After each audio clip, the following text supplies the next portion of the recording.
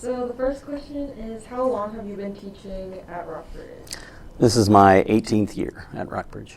I came here in 1995, in spring of 95, to student teach, and I've been here ever since. So I have not left. How long have I been teaching? I started teaching in 1979.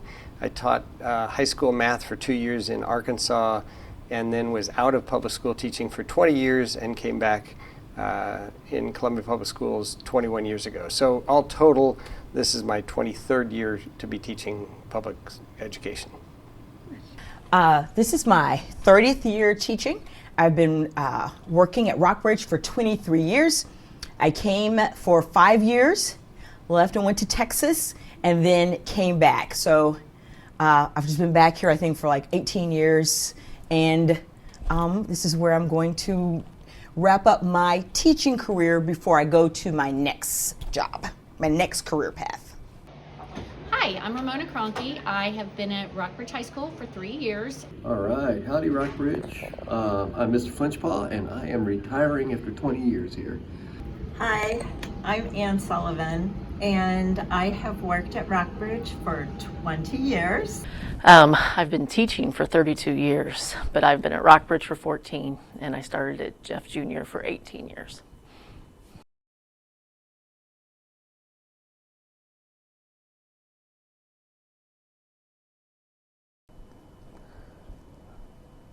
In the year 2010 and 2011, our chamber choir was selected to perform for the Missouri Music Educators, and this is through an audition process. And as a music educator, for many of us, that is a goal. That is a mountaintop experience. And I remember that year being very special in the depth that we got into developing that program, and because we did it over more of an extended period of time than we would, say, just a regular concert cycle. And then the performance, I remember the performance being very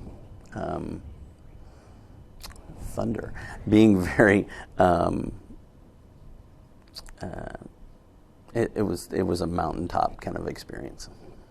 I think I love being in the classroom with students.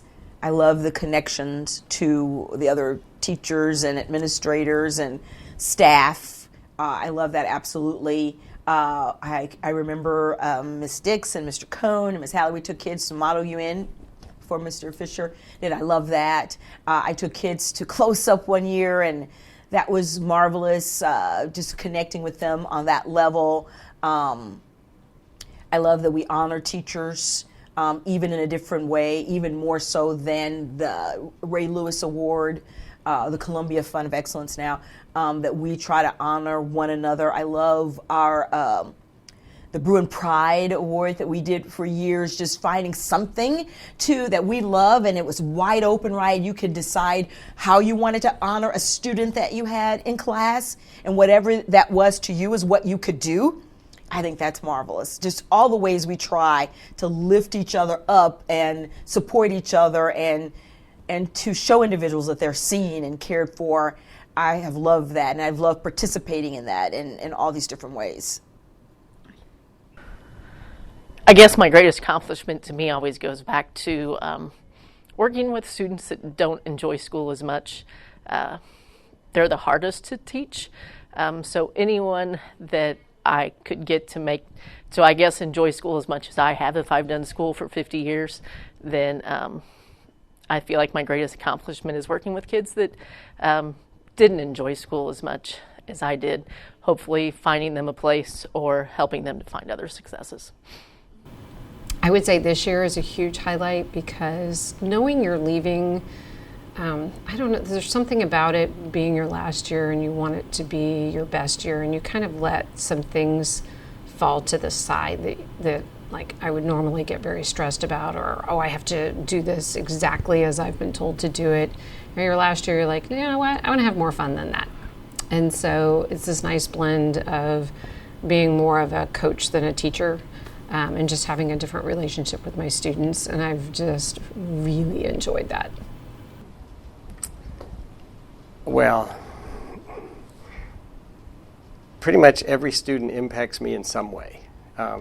Even disengaged students impact me because I'm trying to figure out how to get them engaged. And there are some that I never succeed.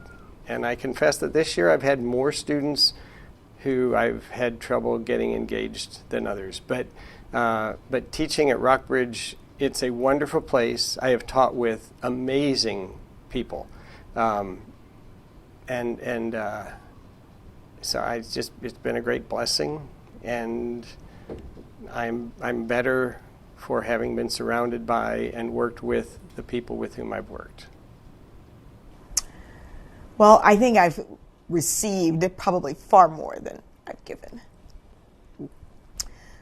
But I also think that I've tried to show up and let people know that I care about them, and to listen and to be there.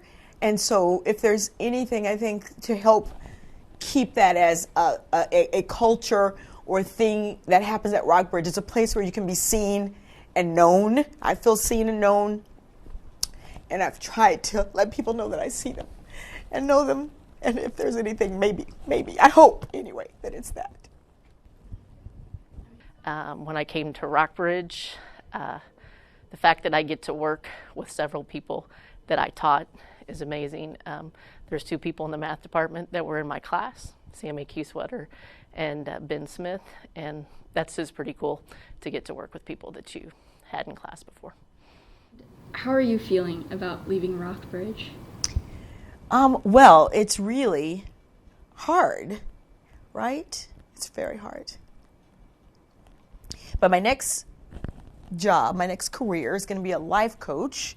And so I can take so much of what I learn here and use it in this next career. So I feel good about that. I think I'll stay connected, come and volunteer and participate in various things. So the leaving is leaving a day-to-day, thing, but not leaving, because I think, when you're a Bruin, you're always a Bruin.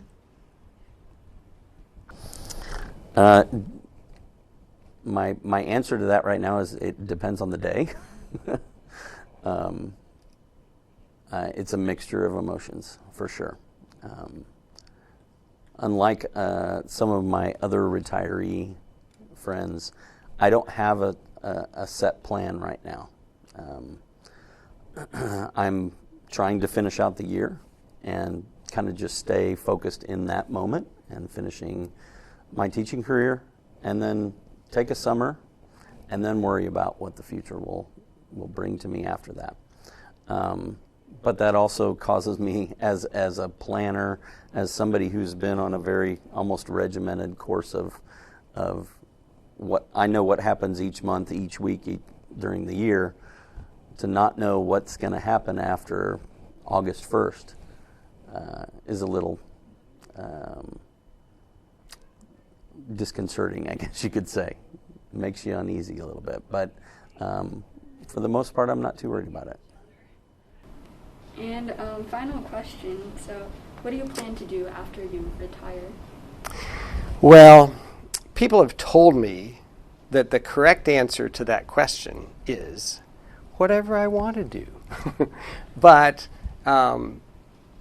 truth is, I don't really know. I mean, I've started doing some wood carving, so I think it's safe to say I'm going to do some wood carving, and that's just fun, just keep me busy.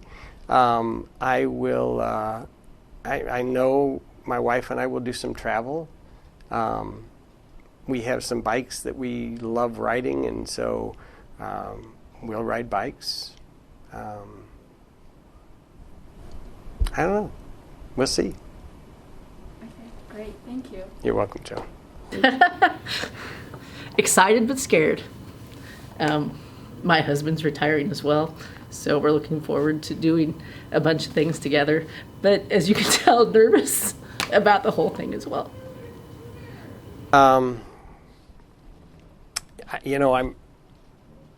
I'm getting older. I'm ready to retire. But I have loved it here, and I don't know whether or not I show my face again in the future.